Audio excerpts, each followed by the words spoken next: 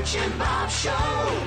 World famous Butch and Bob Show here on WIFO 105.5 FM in Jesup, Big Dog Country Radio. Bob, what a difference 2 days makes. I mean, look what we did yesterday to BC, and they beat us the week 2 days before that. So what's going to happen today in Savannah against them? Home field advantage is pretty important. I said that crowd at Howard Bow always has an effect on the opposing team, so hopefully we get a good crowd down there today. So hopefully we can find a way to win. Like I said, it's all who has what's left in the pitching department on both teams. So our pitching's been strong all year, so hopefully we got the advantage. So not sure what BC's got left, so we'll find out today down there in Savannah. Okay, that game will be at 6 o'clock today.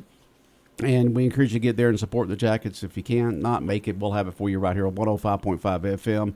On our website, just click on live stream, and we'll have it on our YouTube channel. You can just go to our Facebook page or to our webpage and click on our YouTube channel. We'll have the the audio stream down it. So 3 ways you can listen to the game. We need to win that game today. Got to win that game today. Go Jackets. And we need Perry to win one of those games today in Waycross. So okay. That would help tremendously for our region championship hopes. So we still have Ware at the end of the season, but I'd like to see Ware get a loss, by Perry. Perry lost at Perry 8-7. So like I said, they got a good team. They got a good team. Just the problem is they don't have a catcher. They can't block anything up. That's what's killing them. Oh. If they had a catcher, they'd be unbeaten. Wow.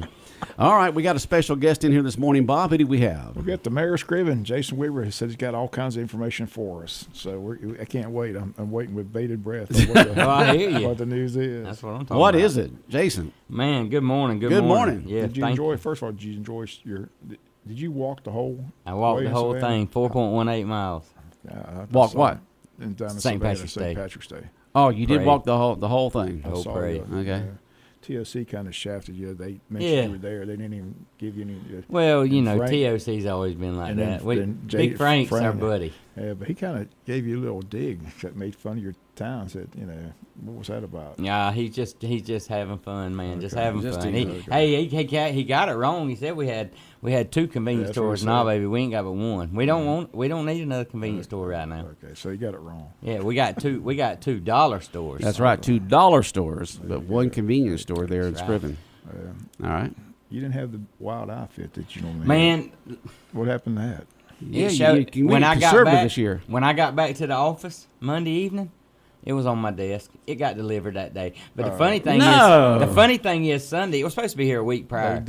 And the funny thing is I called on Sunday. I was out there at my cookhouse piddling, and I was like, you know what? That thing ain't coming. I looked, and it said supposed to have been delivered today. But I said, nah. I called them. They gave me a refund and it showed up. I'm like, man, look at this. It's like the lottery. So you going to wear that next year? Well, I've probably got to send it back to be legal. Okay. So what's the big news in Screven? This is about the 4th of July celebration. Yeah, man, the big news. We've been working hard for a few years trying to get things situated. As most people know, we moved it up around the church due to the footage of being away from the fireworks and had to move from the park. Well, we've been able to generously be allowed by a property owner to fire fireworks from his property so that we can move our festival back to the park. So we're excited that we'll be going back to the park this year. We ask that everybody come to the park because this is a new launch location, and we're going to run a bunch of tests out there before just to make sure where you can see from the best, but we're actually going to be able to shoot a lot bigger fireworks than we've ever shot too. Wow! By making this move, so we're excited. We're going to take all the low stuff out, all the cakes out, and all the 2s and 3s, and we're going to be able to shoot all the way up to 6s.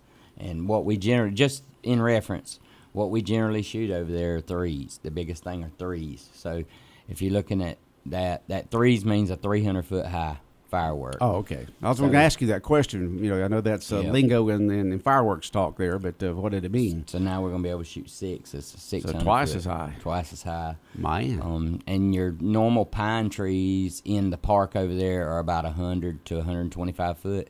So, are these going to be on the other side of the pine trees there at the park? It's going to be. It's not going to be at the park at all. The festival, fireworks. right? The festival will be at the park. The fireworks are going to come from an area down below the what I would call below the park. Down Right, it's down below the in. park. There's land out there, and that's where they're going to be shot That's from. right. But you can That's still right. see them from the park very easy. Oh, If they're that's going where- 600 feet. That's going to be 400 feet above the trees. That's where we want you Yeah. to be. Is Yeah. at the park. So you're a long way away from the fireworks, but you still see them. Now, when we run these tests, I'm gonna run somebody to a cemetery, to all the places that I know on the outskirts that people see it, Right. and make sure and see if they can see from there. And I Okay. feel like they're going to be able to. Okay. But by it being a bigger firework, and this is going to be able to allow us to utilize what we've got coming in. We've got a brand new playground, big, nice, beautiful playground system coming in that should be installed before this festival takes They're place. at the park. At the park. At the ball field. They're Yep. in Screven. Okay. And we have our stage that we spent a lot of money having rewired and having power pulled to be able to host, legitimate bands a few years back. And this is just one of our biggest events. So we want to figure it out how to get it back to the park. So we've been blessed. This landowner's blessed us. We hope everything goes off like it should. And we'll be able to do this for years to come. But But you talked to something about the bands, Yes. music. Tell us a little bit about that. okay, so this year we're gonna do historically our Friday night at the fire station with Second Chance Band, like we normally do. That'll be June 27th, Friday night at 8:00, and then Saturday, it's we're gonna kick the day off. We're going old school, like when I grew up. I call that old school, but when I grew up. It was all day in Screven. You come to Screven and you spent the day. You didn't come to Screven for an hour or two and then watch some fireworks. You come and you spent the day. Right. And we want to keep you have entertainment for you during the day. We want to have something for you to do all day long. So we're going to kick off that morning with a color run that we did last year, and it was very, very much appreciative. And we hope that everybody, when that information will come out first of next week, everybody sign up. It's a good time. Everybody that did it had a blast. And we'll do that color run, and after that color run, What's a color run? it's basically a run, Uh-huh. but there's separate locations throughout the run that people are throwing this colored dye and all on you, and it's got music blaring, and I mean it's just a good time. I mean you're like, when I say dye, it's like a powder. Powder. Yeah. It's fine. Butch is fun. I It's guess fun. I don't run, so I don't know. I You don't walk. run? Yeah, Okay. yeah. You walk, but you I don't walk run. a lot. You walk a lot, but you don't run. but I don't run. So is it going to be the 3.1 miles from the park down 9-run road, across the bridge and back, or where's it going if they're going through town? It goes through town. Goes through town. Yes, it goes through town. They laid it out last year, and Okay. I know they get again. I walk, so I don't quite remember like a runner would. Okay. Well, I do because the last race I ever ran in was sometime, I think, in the late 90s, and it was in Screven. It was one of those early morning, and I don't know if it was part of the July 4th festivities or something else. It was a big day over there, and I ran it, and that won it. But that was the last race I ever ran in. That's something. I was in my 40s at that time. I just don't see how people run for fun. I don't know. Well, Bob and I were both runners in high school. We didn't do it for fun. We just did it because we like pain. Right. No, you get that runner's high. And also the sense of accomplishment, of what I'm talking about. winning first or second, third, whatever the case may be. You get that sense of accomplishment, just like people play football or baseball or soccer or any other sport. It's a competition, and human beings, most of us are competitors. I can see that now. Like in school, running for you're Mm-hmm. running for a purpose. You're running for a piece of plastic, Right. gold-looking trophy at the end. But some people run Right. just for the fun of it, be outside and get in shape and cardiovascular and stuff like that. So If I run, he's behind me. You better check. something's chasing you if you're running, right? You got it. It's amazing how fast Jason can run when he's got something chasing him, huh? That's right. All right, so But- you're going to have what there on Saturday then? That we're gonna kick it off with a color run, and then we'll have the festival. We'll kick off after that. Where our vendors, we're gonna tell our vendors they can come in Friday night, historically, kind of like they do at Dogwood festivals, and set up. Mm-hmm. And I mean, in Odom Day, and set up, Right. and have everything ready to go, and they'll kick off after the color run. They'll open up and just be an all day fun. So they'll be there all day. The vendors All will be day. there all day there in Screven on We're 4th gonna of July. we're very excited to have local talent. We've put a feeler out and we've received a bunch, and very gracious of what you guys are doing here on these Friday mornings, like with this guy out here with a guitar, Yeah. a bunch of those have contacted us, and we actually we'll at 5 o'clock we're gonna start our premiere bands. We actually hired a guy from your show that we found through this show. Local Musician Spotlight, Fridays morning. This right? morning we got Aaron Brown from Baxley. He's sitting out there with his guitar right now. Yep. But we have had that ever since, I think, That last guy April. there's on time, I can tell you. Yeah, he was here about 35 minutes early. That's right. Yeah. You don't have to worry about him if y'all hire him, anybody. So, but Casey Robinson that you guys have from Yeah, Black we had Sheep, Casey on. he's opened for our headliner a few times before. Been blessed to be able to open for him, and we felt like that was the perfect him from Blackshear. It just worked out great, and able to utilize, our local resource as well. But we're excited to announce that we've got CMT recording artist Matt Rogers, full band. Cool. Saturday night prior to the fireworks, Matt will kick off around 7 and play till around 9:20, and he will have light, sound, the whole 9 yards. Matt is won numerous awards. Has just a plethora of songs about South Georgia life. Where's he from? Grew up in Edenton, Georgia, Greensboro, Putnam County. Right. And he sings about, one of my favorite songs is about there's more to life down here than peaches and pecans. And he tells about how it's, it's about a glass of sweet tea, and it's about a water tower welcome. And a lot of people don't understand, even out in Nashville, a water tower welcome. Well, water tower welcome in Georgia, many cities in Georgia don't have their city right on their water tower. That don't happen all over the world, It's kind of a And what's his name humbling again? thing. Matt Rogers. Matt Rogers. Yep. Okay. Very, very He'll good. be the headliner that night. He'll be the headliner that night. And, hey, this is an audition. We want everybody to come out because this is an audition for us for next year. Because next year the 4th falls on Saturday. And families are going to be sitting in their living rooms, and they're going to be saying, where do you want to go tomorrow night to see the fireworks? And we want you to say, we want to go to Screven. So, the sky's the limit here. If we can make this thing good and show this council and show this community that we can come together for a day and have just a grand time, enjoy, pack the park out, and being able to move it back to the park, being excited about that, pack the park out, and then who knows, next year, there's no telling who we could have. I'll be honest with you, I called Shenandoah and I called Neil McCoy prior, and both of them were booked. Those were a couple of my first calls. I talked to Will. Oh, the guy from... I talked to Will Mosley. Will, yep. But Will was it's a little bit more than what we need to do our first year. First year. Yeah. Okay. Because getting Will is not the problem.